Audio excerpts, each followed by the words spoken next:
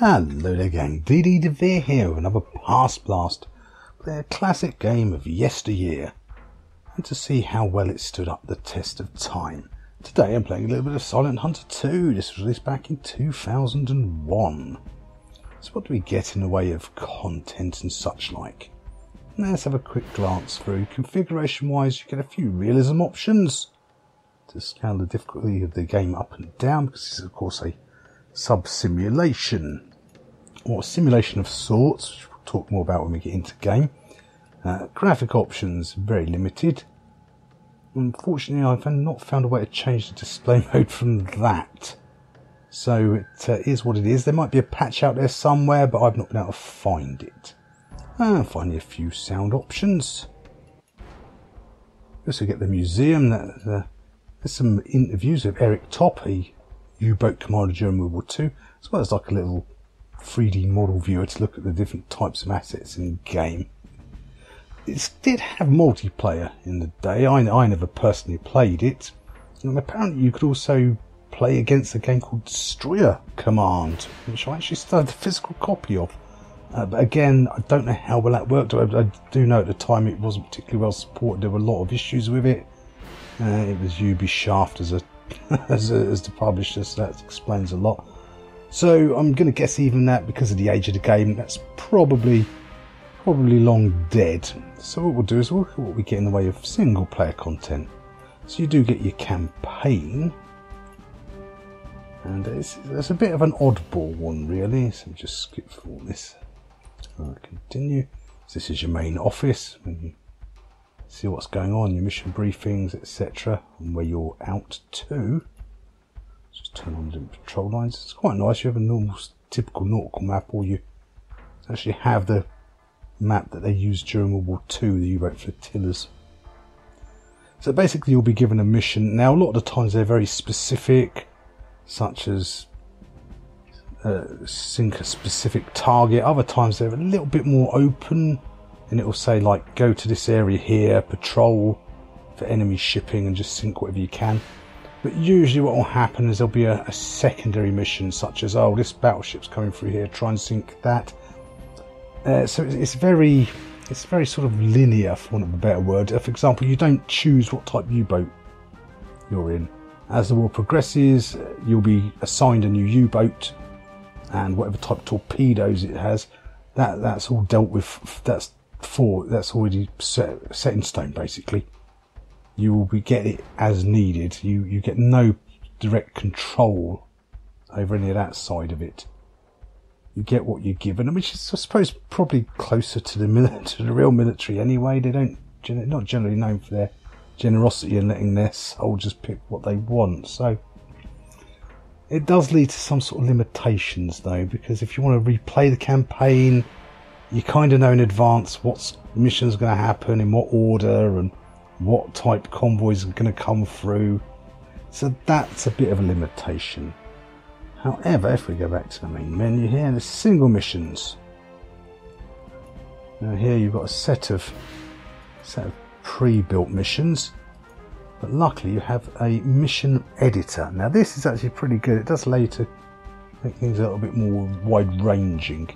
So that's quite good, as well as the various theatres to operate in. What we'll do is we'll pick one of these here. So I'm just going to do training free, because that'll let us have a look at what the actual gameplay is, because obviously being a sub-sim, things can take a while to happen. Just keep this a bit of brevity to the video. So here we are, we're at sea. They're in 5, so they're out there somewhere. This is our Uzo, which has got kind of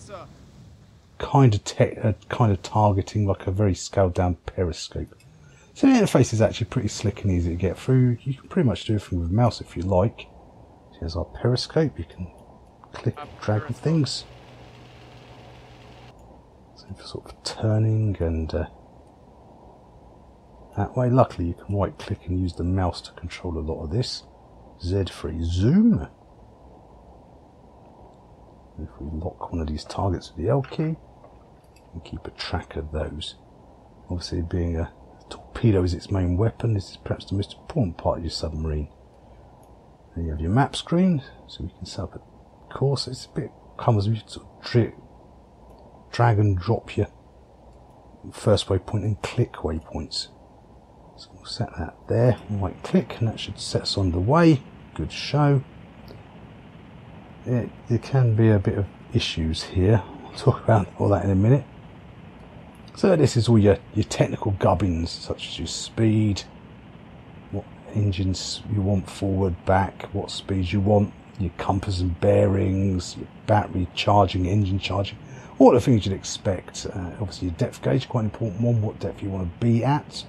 The grey one is the depth of the ocean at the bottom of the sea. So you don't want to try and go below that for obvious reasons. And we have our torpedoes. So this is a direct way of setting up your torpedoes, as well as choosing whether you want automatic or manual, and we'll talk about that again very shortly. So you do have a certain amount of things, like if you want to fire spreads and things, you can do that here. So we'll see that in a minute when we start shooting things though. Then we have a deck gun. That's a bit odd, you can only use this with the arrow keys. Oh, so it's a manual as well. Now if I scroll up, use the up and down arrow key, you can see I can adjust the range of it, but it is fixed. And there's no actual elevation on the gun or anything like that. We have an AA gun. Obviously, if you're getting attacked by aircraft, that's the user, which we were on at the beginning of the game. There's our targets. They should be off. There they are. Good show.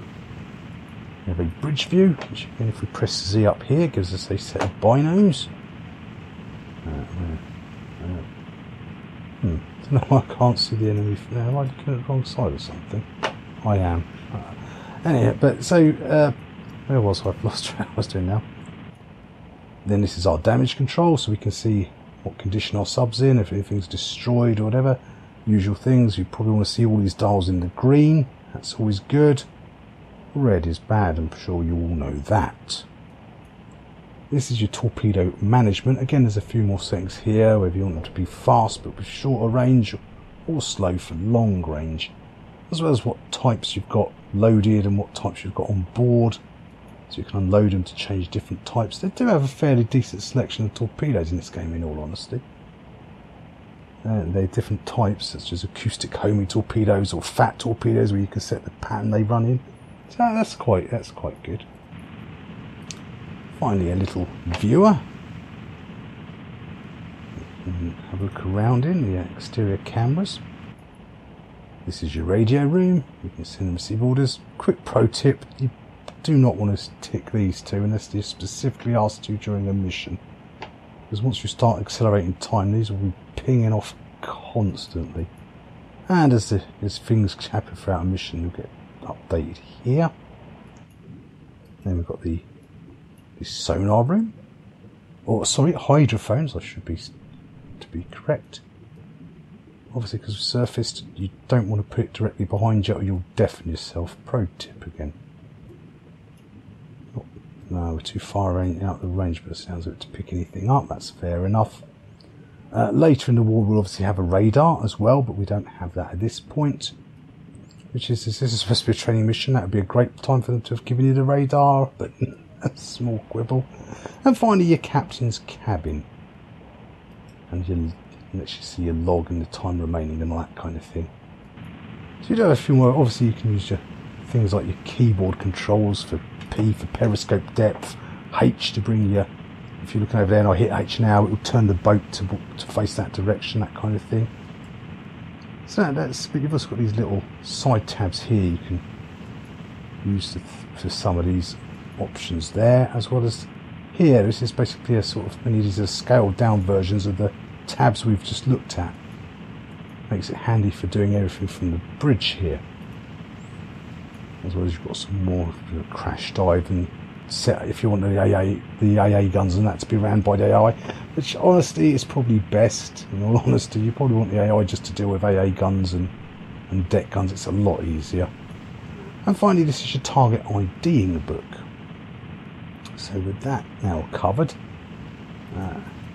we can talk about the visuals. Actually, before we do that, there is a couple of small minor issues. See if we hear England, if we look at like the different, say, cruisers and cruiser types, there's quite a lot of warship type stuff in this game, such as there's the destroyers or escorts. So that's quite good. But cargo ships. Now, of course, World War II. This was in the Battle of the Atlantic between the Royal Navy and the Kriegsmarine. Was very much about merchant shipping.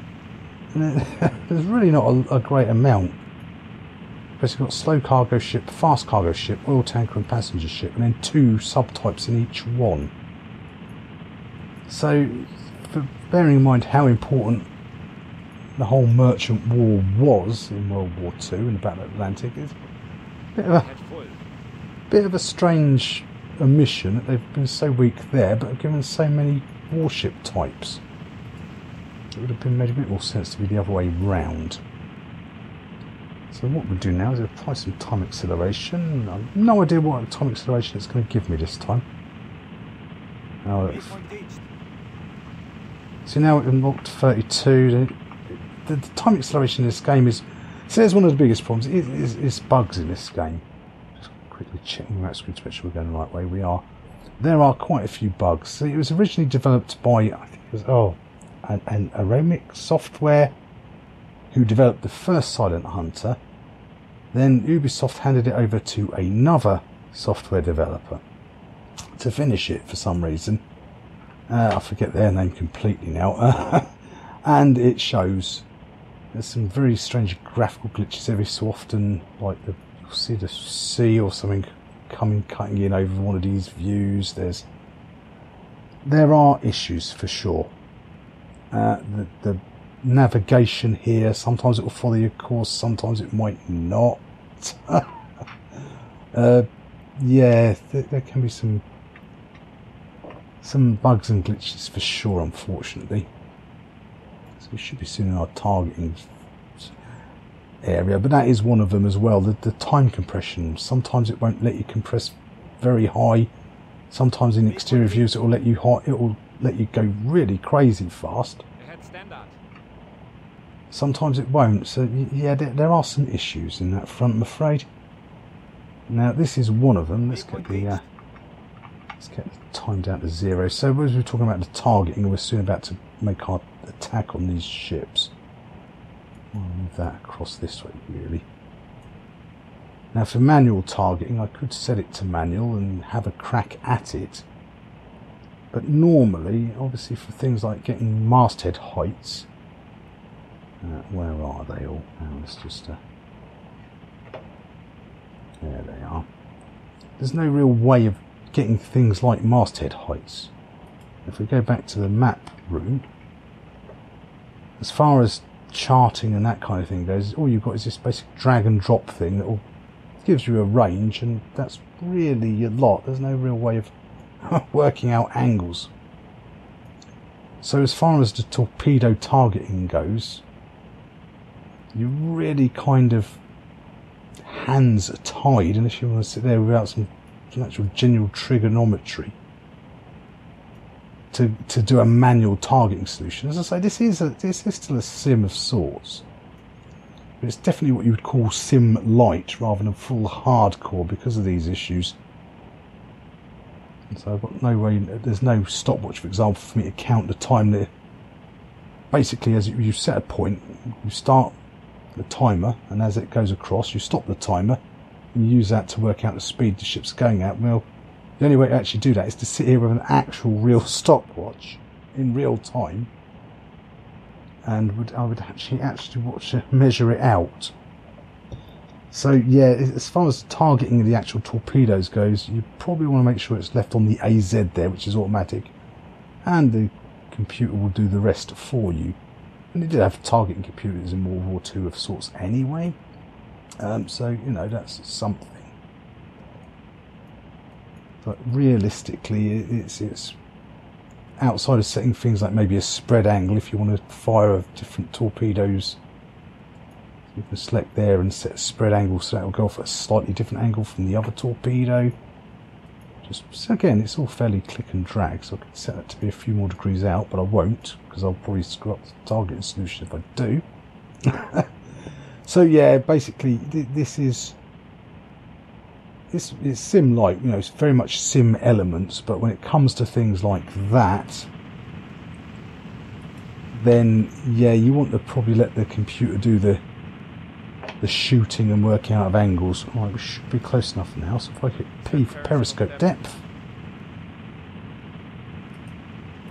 bring up these little, let's lock that in. Let's see, everything's good, yeah, on the engine rooms. So for some reason now starting to dive. Obviously again, because it is sim, it's not instant, they take time to get to the correct level. Got plenty of depth below our keel, that's good, so we aren't going to crash into the seabed. Which does happen if you're not paying attention and you're under time compression and you don't keep an eye on that, you you can quite easily end your career very quickly if you're not paying attention.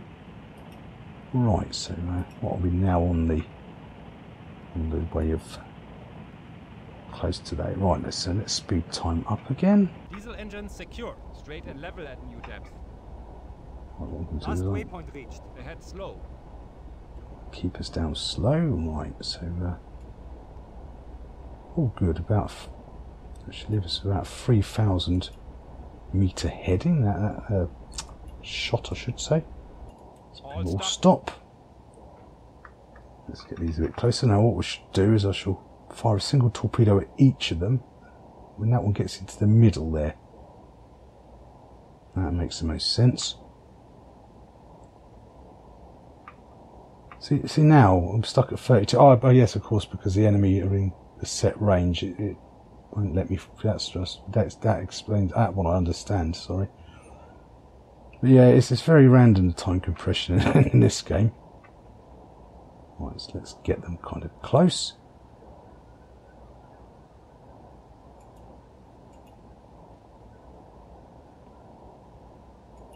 Let's get our torpedo settings here. Obviously, when you go to do all these torpedo firing solutions, you probably want to get yourselves down to that sort of. Right. So let's find our targets again. So let's lock him. Let's fire one. Let's lock him. And finally, let's lock him. We've still got 2 torpedoes there. Well, we've still got 1 forward torpedo, sorry, and 1 aft firing torpedo. Let's speed up time a little bit.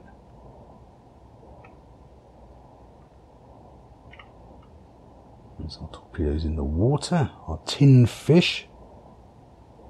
Looking good, looking good. Obviously, you want to get yourself as a square onto the sides of the ship before you fire, to increase your chances of hitting.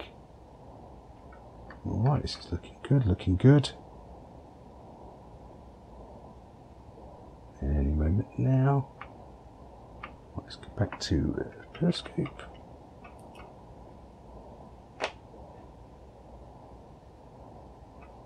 Up periscope. Should see a hit hopefully any second now. It looks like is that the torpedo they're tracking? Huh. Torpedo impact! Torpedo impact! Oh, there we go. Two hits. Good, good. Hopefully we get this one as well. So that's the basics of the game, the mechanics and so forth. So it's not that it doesn't have some charm, but certainly some bugs and glitches do make things a bit. Right, I'm going to guess that one's missed. Ahead full. Surface the boat. Right, so now we can let the AI gunners do the rest. We speed up time again. Running on diesel, sir. Straight and level at new depth. Good, good, good. Torpedo Right. impact! Oh, they did get one. Oh, good show. Man the deck gun. Manning deck gun, sir. Right, so let's zip back to the bridge so we can see what's happening. And the guns have engaged. Excellent, excellent. Right, push over this way, hit H, bring our boat broadside to those, and it should keep firing till the AI ships are sunk. Some of the sinkings are quite good, the way they sort of slowly go down or start rolling over, and that's quite good for the age of the game. So it's a bit of a strange place. It's not a hardcore sub-sim, not by any stretch of the imagination. Coming to new cause. It is let down by a lot of bugs and glitches, that's for sure, unfortunately. But we've got, you know, content-wise, the campaign is a bit repetitive. It's good the first time you play it, but because it's very much a set, this is going to happen, that's going to happen, it does limit the replayability. You see, even there, that was getting a bit, I don't know if it got caught on the recording, they're sort of just flickering on and off with the sort of overlay of the binoculars there. So yeah, the mission builder at least extends some of it. It's really more in some ways it's a question of price and availability. So as far as I'm aware, you can only really get this digitally as a digital download over at GOG.com. I don't think it's available anywhere else. Not a problem in itself, they're a good service. It's about £4.30, so roughly €5, $5, something along those lines. So it's not that it breaks the bank.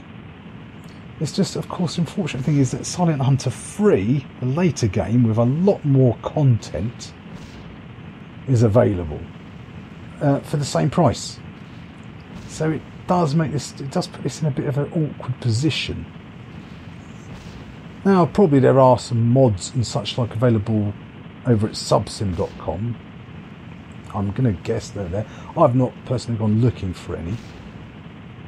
But there are probably stuff out there. But again, Silent Hunter 3 can also be modded quite heavily. So it is really just more an issue of price versus the amount of little bugs and glitches. Because of the, let's say, lack of all the little things that I've mentioned in this video, a lot of them are addressed in Silent Hunter 3.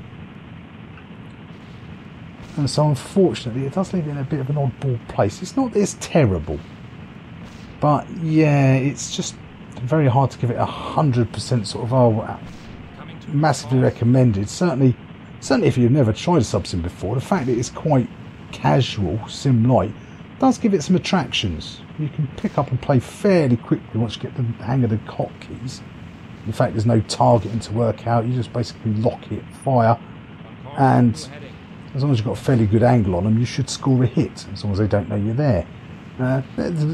So maybe one for a sale. Maybe if you're on the sort of borderline about it. So yeah, it's just a bit of a strange place, owing to the fact that there's better for the same price.